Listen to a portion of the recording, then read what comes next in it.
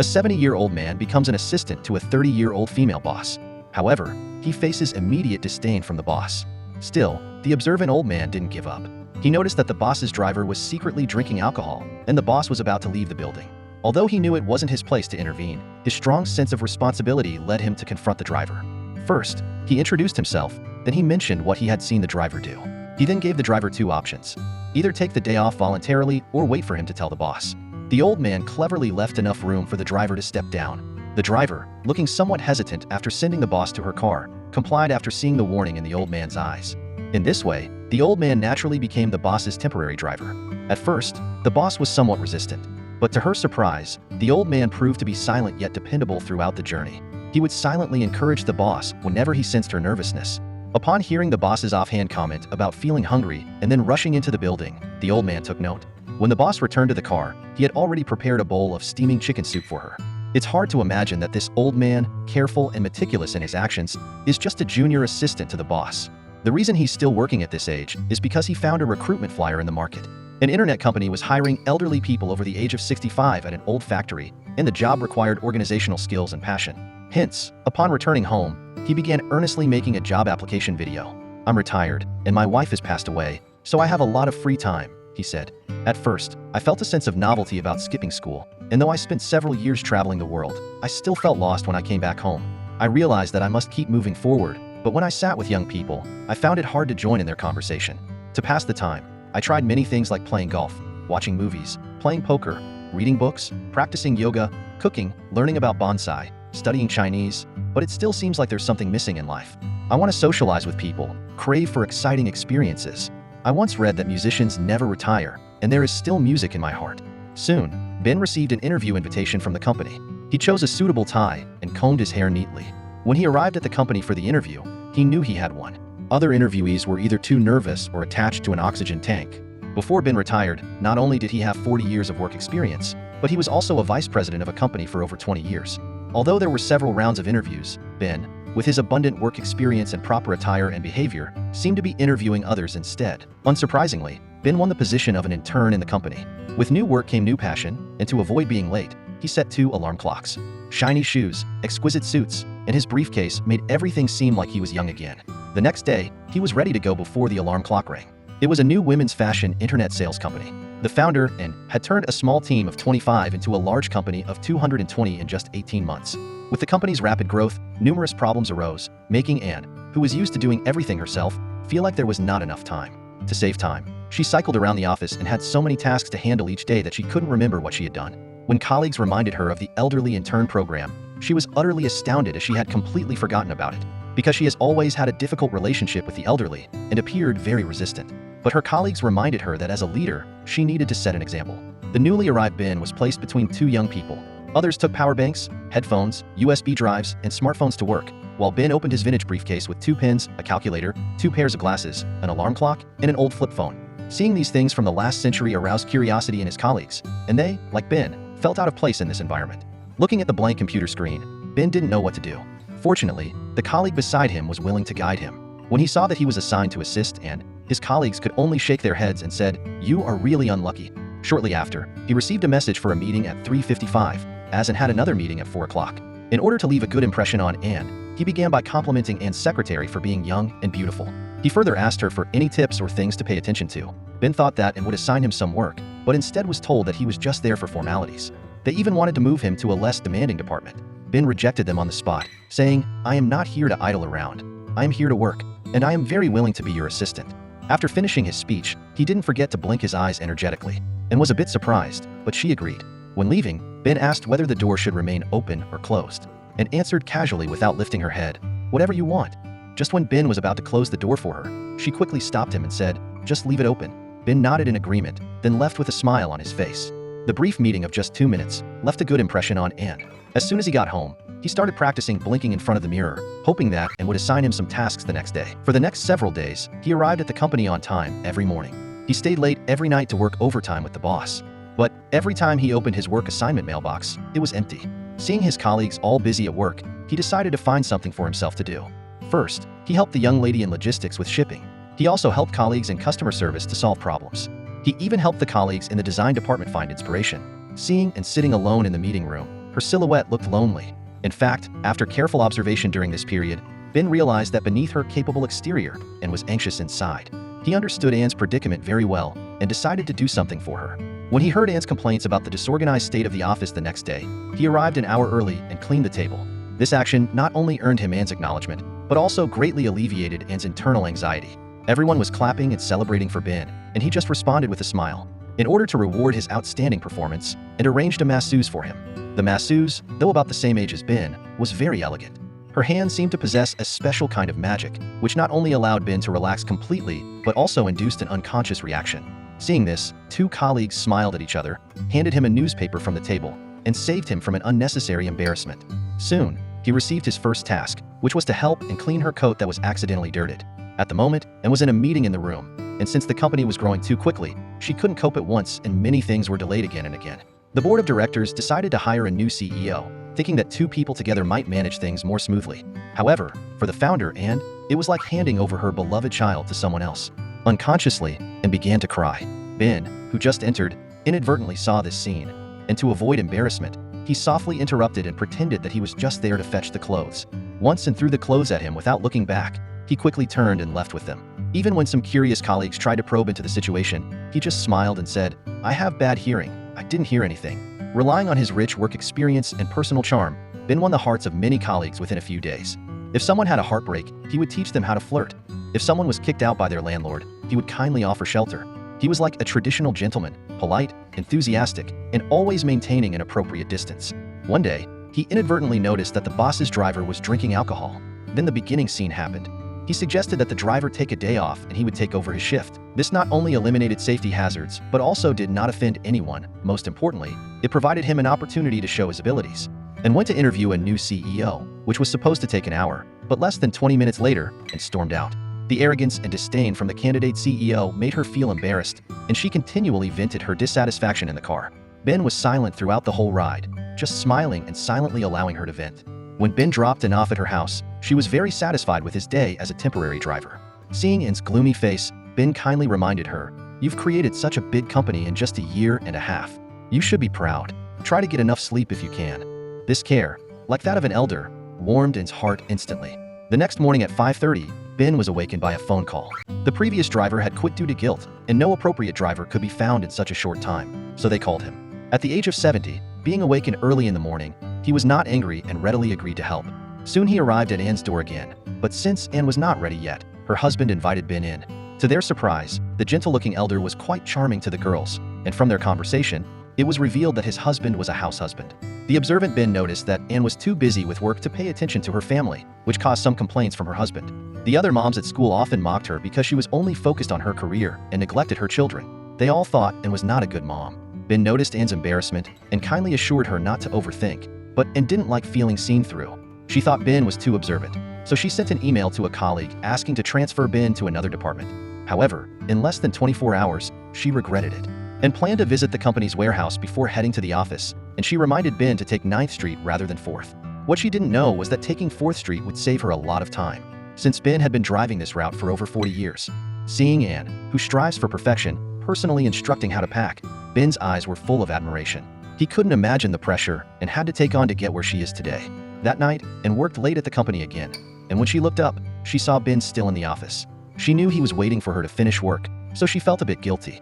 So, she picked up some pizza and soda and walked over to him, and the two of them started to chat like friends for the first time. Anne was curious about what Ben did before retirement and how he managed to be so presentable.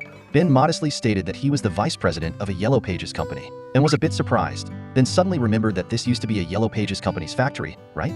Ben smiled and nodded for a moment and felt like she was struck by electricity, as she couldn't believe that this was where Ben had worked for 40 whole years, watching over 20 years of time go by from the windows that she now owned. "The large sycamore trees downstairs were all planted by me," Ben said. 40 years took away a lot of things, but also left a lot of traces. So when he saw the address on the recruitment notice, he decided to return. His past glory didn't make him obsessed. He just wanted to return to the old place and start anew. No wonder he was so familiar with this area. After the conversation, Anne became even more admiring of Ben's attitude towards life, his passion for work, and his courage to become an intern at such an old age.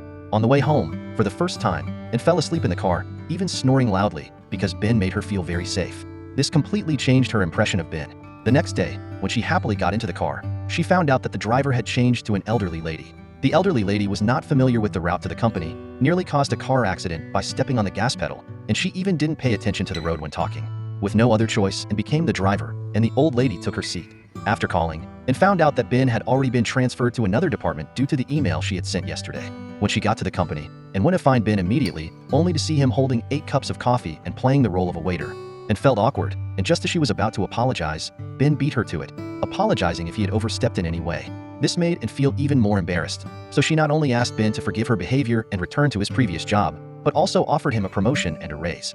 Ben agreed cheerfully with a smile. Back in the office, and not only gave Ben a desk next to the secretary, but also asked that all future documents be reviewed by Ben. The secretary suddenly burst into tears, feeling devastated. Even though she worked more than 14 hours a day, almost like a dog, she had never received approval from and in more than a year. Ben could only comfort her with good words and keep this matter in mind. Leveraging his many years of experience in the business world, Ben immediately found a flaw in their marketing strategy. They had been heavily investing in areas with the least output, while areas with the highest output received little funding. Unlike before, and did not feel the need to be involved in everything personally, but let Ben handle it in confidence. This surprised her colleagues. At the same time, Ben didn't forget about the secretary and affirmed her contributions. It was only then that Ben realized she rarely gave affirmation to the people around her. One day, the company's website suddenly went rogue, and at the same time, the warehouse was found to have sanitary issues. Just as Anne was getting flustered and stressed, her mother called. She wrote an email complaining about everything and intended to send it to her husband, Matt. However, by accident, she sent it to her mother. By the time she realized it, the email had already been sent. Considering that her mother had heart disease, seeing the email could have sent her into the hospital. In panic, and gathered all the tech staff in the company, asking them to hack into her mother's computer and delete the email. The technical staff protested, saying that they were just ordinary technicians, not hackers, so it was very difficult for them to do so. Just when Anne was at her wit's end, Ben stepped forward.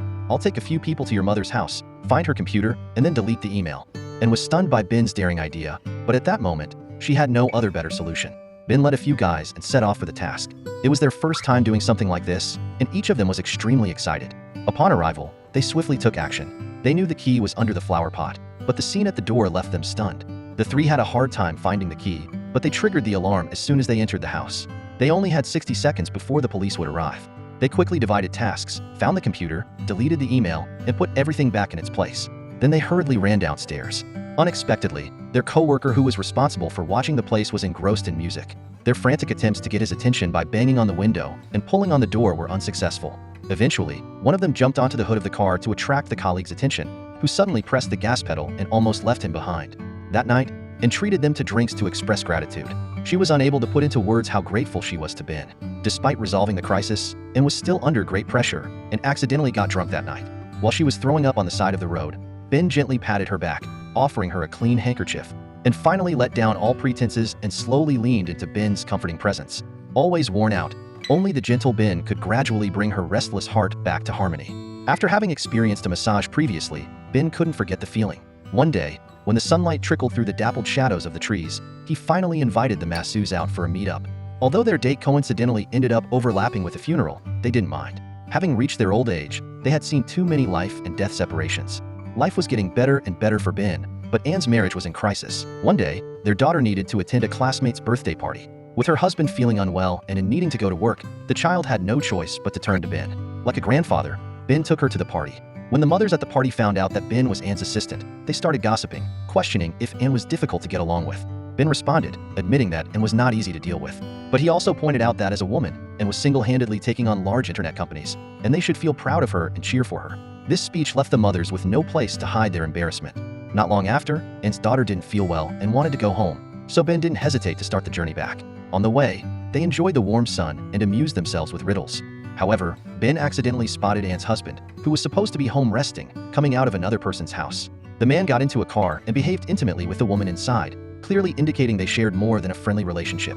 In order not to let the child witness this, Ben pulled over and only drove on slowly after the car with Anne's husband had driven off. When he dropped the child home, Anne's husband asked Ben what he thought about the new CEO situation. Ben stated that Anne was trying to make everyone happy, the investors, the company, and even him. He emphasized Anne's burden and the immense pressure she was under, expressing hope that she would find happiness in whatever decisions she made. This statement left the husband silent. Back at the company, Ben wanted to tell Anne about this incident, but seeing how busy she was, he didn't want to disturb her. When Anne came to him after finishing her tasks, he couldn't bring himself to look her in the eye and noticed something was wrong. but no matter how she asked, Ben only said he was fine. A few days later, they went on a business trip together to interview the new CEO. Ben tried several times to tell her something but stopped himself each time. When once again asked what was going on, Ben deflected with a joke, not wanting to ruin the mood or influence the following day's interview. Unexpectedly, and invited Ben to her room that night. She needed a friend to chat with. Ben, entering her room, was a bit nervous, but asked him to relax, so he lay down on the bed.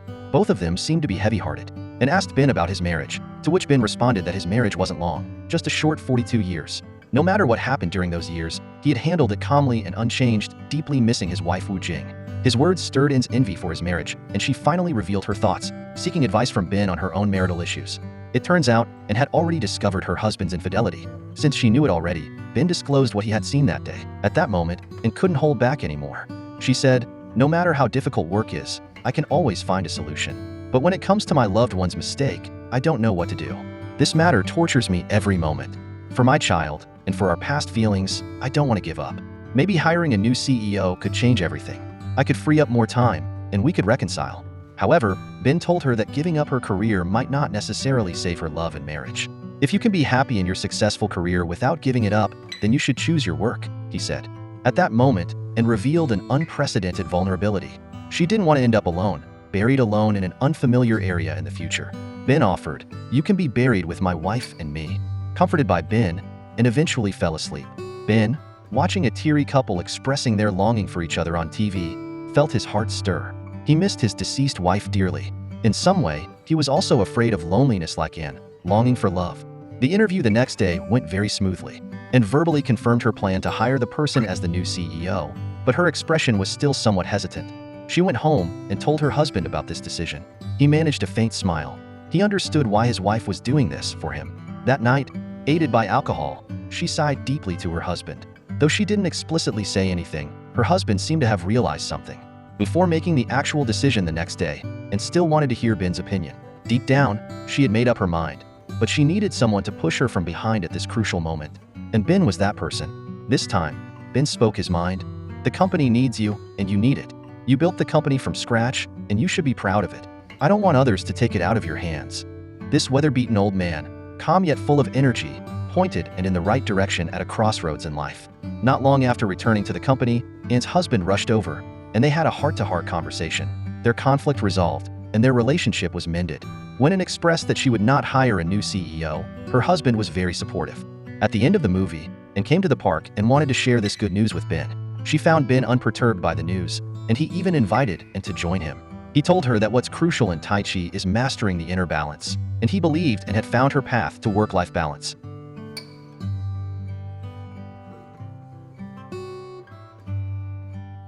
The Intern is a comedy film directed by Nancy Meyers and starring Robert De Niro and Anne Hathaway, released in 2015. Ben, a retired business success, exemplifies old-school gentleman style and has superb taste. He's always immaculately dressed in a suit, with a meticulous hairstyle, and always carries a handkerchief in his classic handmade leather briefcase. His manner is elegant and composed, and his gaze is calm. His home decor is elegantly grand, and his automatic wardrobe is cool. He managed to blend an antique side and a modern edge into his style. Even in retirement, he stays active and full of curiosity, with a passion for learning and exploring. Because of these personality traits, he responds to a job advertisement for a senior intern at a trendy online fashion retailer. He notices the little things people need help with in his surroundings. He's magnanimous and respectful, a good listener, willing to undertake new things, and strives to fit in with the group. He has his convictions, knows when to keep quiet or pretend not to know, and never leaves work before his boss. His initiative to tidy up a long-neglected desk earns everyone's approval. He discerns the predicaments his boss is in and provides apt assistance, proving to be loyal and reliable.